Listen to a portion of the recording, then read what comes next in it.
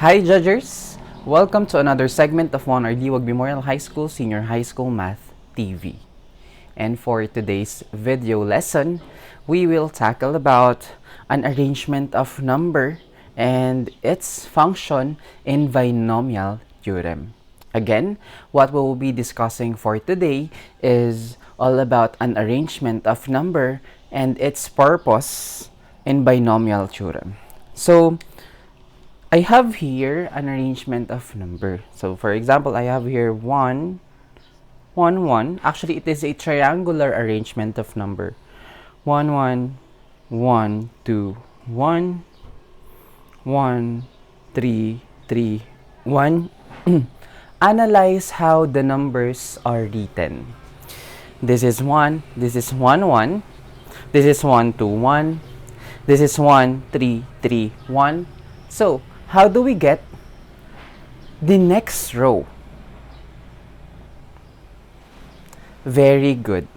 By simply adding the terms, then we will get the next row. But remember that the sides of the triangle will always be equal to 1. So this should be 1. 1 plus 3 is 4. 3 plus 3 is 6. 3 plus 1 is 4, and the last term is 1, since the sides of the triangle will be equal to 1. The next one, we have 1. Very good, that is 5. 4 plus 6 is 10. 6 plus 4 is 10. 4 plus 1 is 5, and this is 1. Let's try the next two rows. This is 1. This is 6.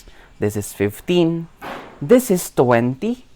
Since this is 10 plus 10, therefore we have 10 plus 5, 15. 5 plus 1 is 6, and then 1.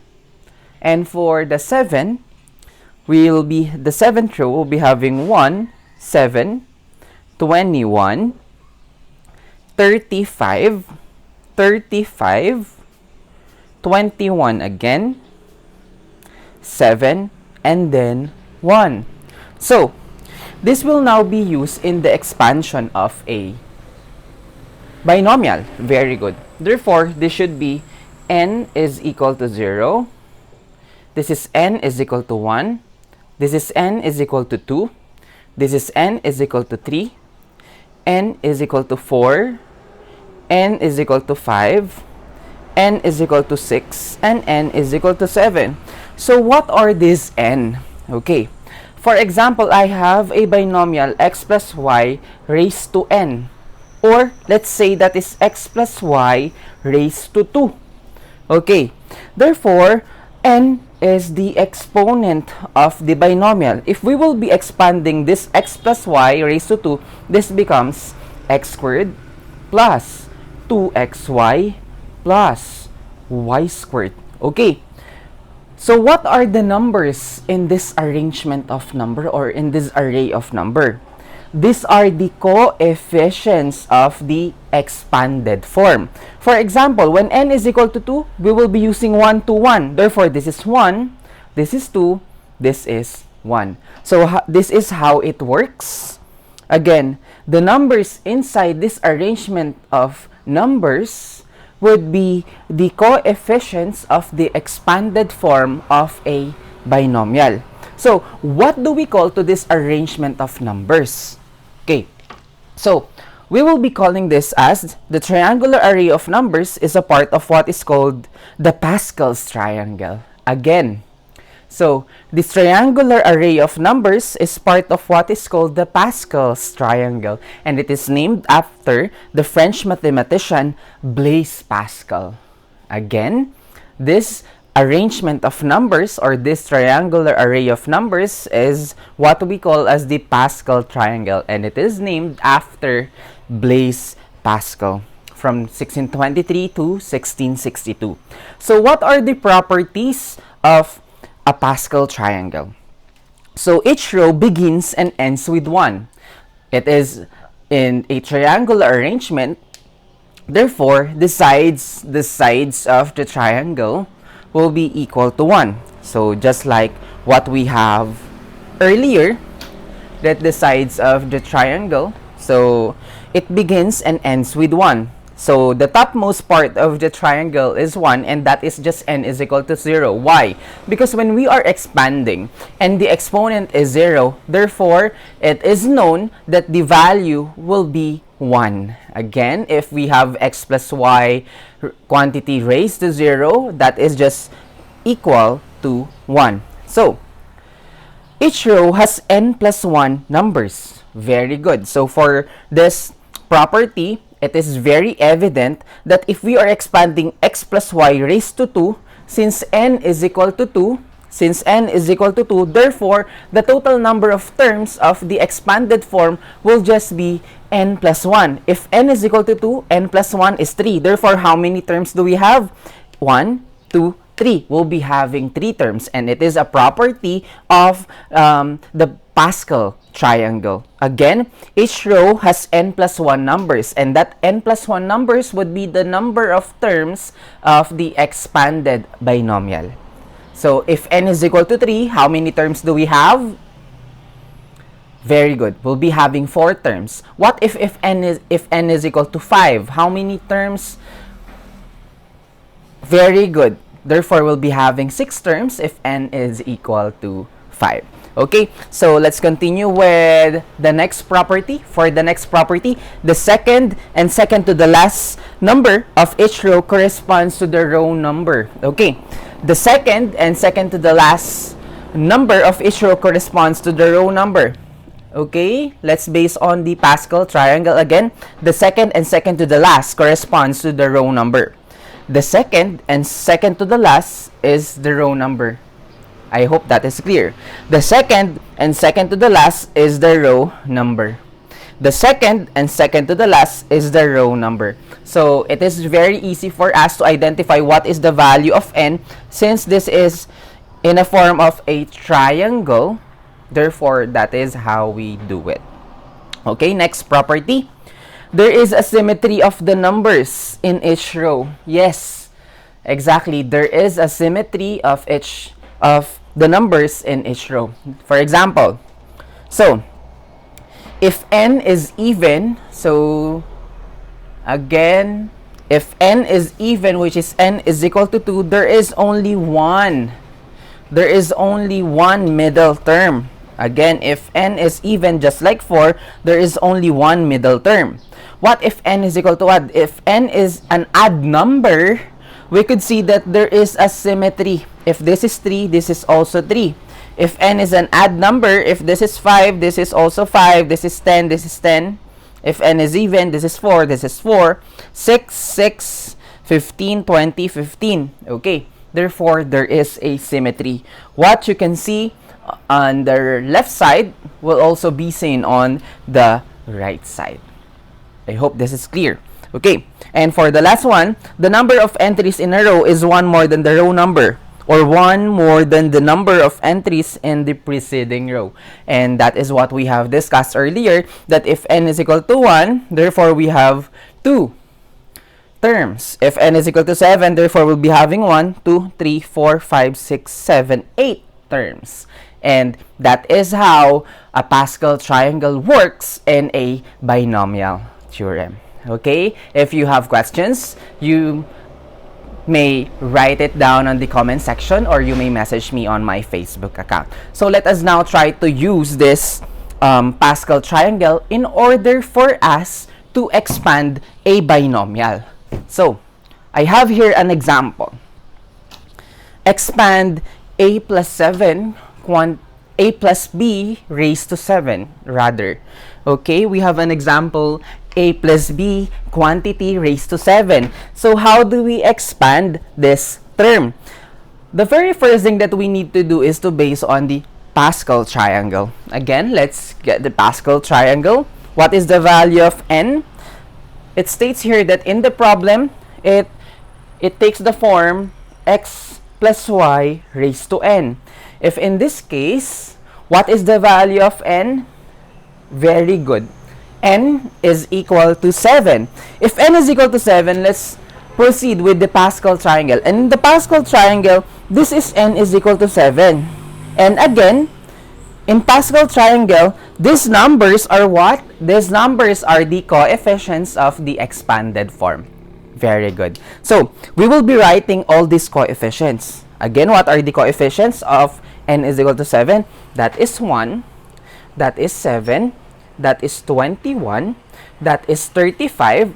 We also have 35, 21, 7, and 1. Very good. How many terms do we have if n is equal to 7? Therefore, we have 8 terms. Okay. That is how we get the number of terms. We just add 1 to the exponent, which is n is equal to 7. 7 plus 1 is 8. Okay? So, let us now try to expand. So, if we will be having this example, so if we will be expanding this, therefore, this is how we expand. This is the process of expansion of a binomial. Remember that if we have a plus b raised to 7, the first expansion would be a, and then its exponent will be the n. And as the expansion goes on, the exponent of a is decreasing, while the exponent of b is increasing. And remember that b, the second term of the binomial, will start with an exponent which is equal to 0. So, this is how we do it. Okay. So, we have 1. Write down 1 since that is the coefficient. And then multiply it to the first term which is a. And then write its exponent as n, which is 7. Okay. So, that is how we do it. And then write the second term which is b. And then start with the exponent 0. Okay. Another technique in binomial theorem using Pascal triangle, or in expanding a binomial using Pascal triangle, is that the exponents of the term, when added, is equal to n. Again, 7 plus 0, that is n. Okay, plus, what do we add? Write down the coefficient, which is 7, and then write down the first term, which is a. What do we do with a? A should be very good. It should be decreasing. It decreases by 1. 7 minus 1, which is 6. And then write down b. What happens to b? B now is increasing until it reaches 7. Okay? Therefore, b is 0 plus 1, that is 1. What is the sum of the exponent of a and b? 6 plus 1. Very good. That is 7. Plus, okay? What do we do next? Add the next coefficient, and that is 21, and then multiply it to a. What should be the exponent of a? Yes, absolutely, that should be raised to 5. And then multiply it to b. What is now the exponent of b? Very good, that should be 2. So that 5 plus 2 is equal to 7. Okay, next one will be having plus 35. And then multiply it to a, 4, b, 3. Since 4 plus 3 is equal to 7. Very good. Plus 35. And then multiply it to a, 3, b, 4. Okay, there is a pattern, right? So you will just continue with the pattern. So I will continue with the pattern. Plus 21 raised a raised to 2, b raised to 5. Plus 7, a raised to 1, b raised to 6. Plus 1, a raised to 0, b raised to 7. And we will stop here, since we have now reached b raised to 7, and that is the last term. Okay, so let us try to simplify. So in simplifying, b raised to 0 is just equal to 1.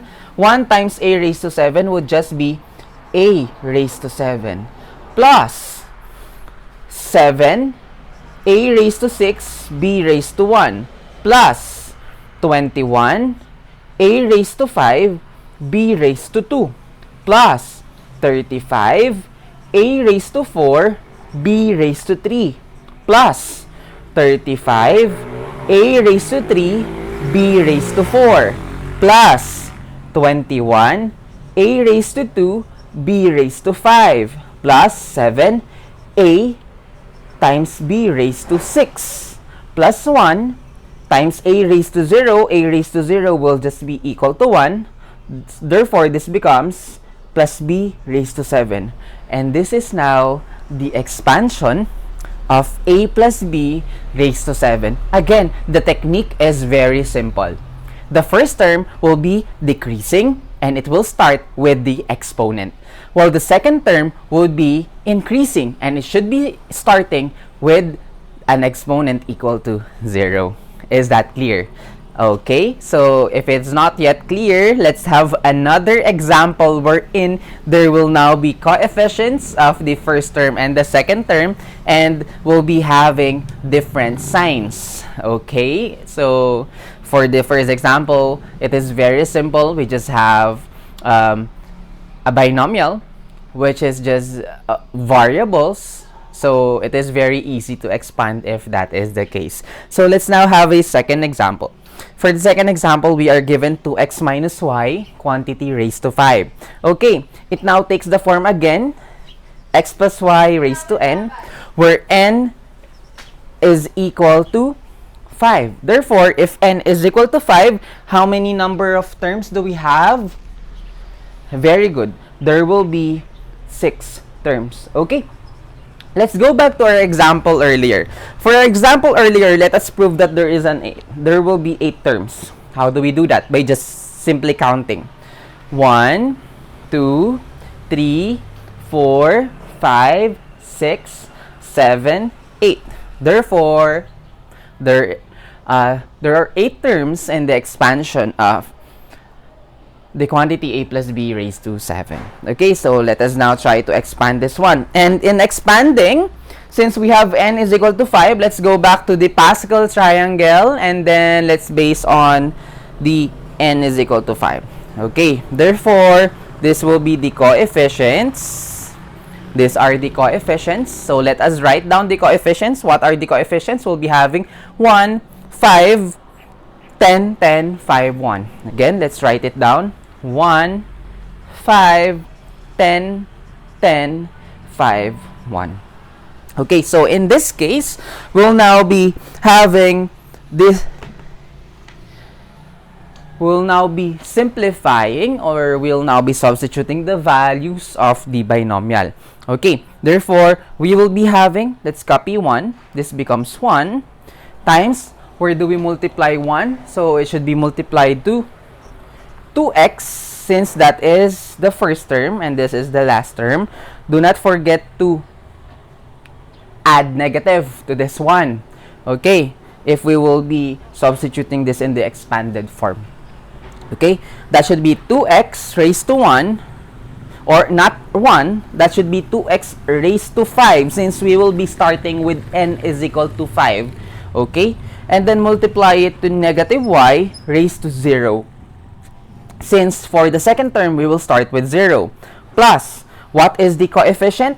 Very good, that is 5 times 2x raised to 4 times negative y raised to 1, plus 10 times 2x raised to 3 times negative y raised to 2, plus 10 times 2x raised to 2 times negative y raised to 3, plus 5 times 2x raised to 1 times negative y raised to 4, plus 1 times 2x raised to 0 times negative y raised to 5. And we will now stop here, since we now have reached negative y raised to 5. Okay, so let us try to check if all the entries are correct. So how do we check if the entries are correct? By adding their exponents. Very good. That is the process in which we could check if the if the terms, or if each terms in the expansion is correct.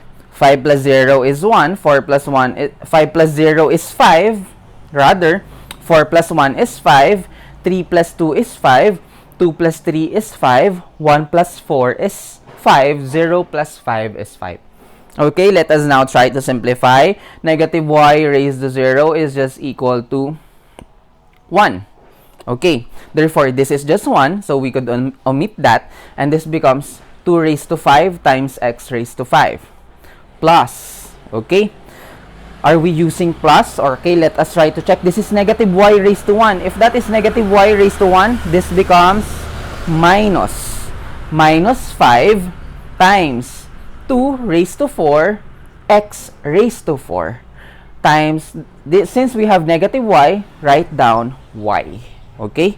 Since we now have here negative. Okay, let us now try to check the sign. This is negative y raised to 2.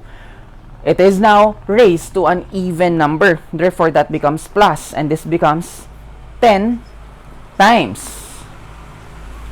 2 cubed x cubed y squared. Okay, plus. Okay, is this plus? Okay, since this is negative y raised to 3, this becomes negative.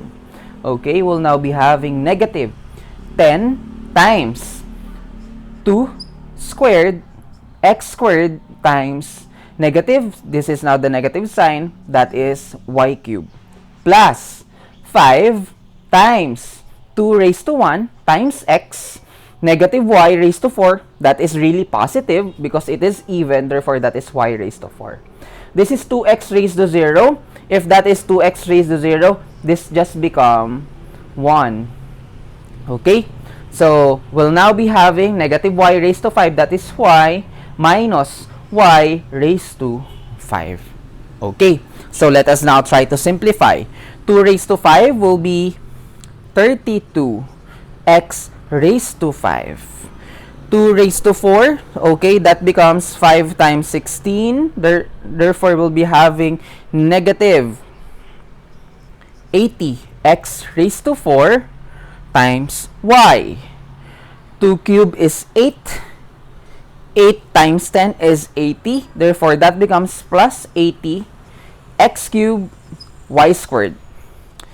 2 squared is 4 times negative 10. Therefore, that is negative 40 x squared y cubed.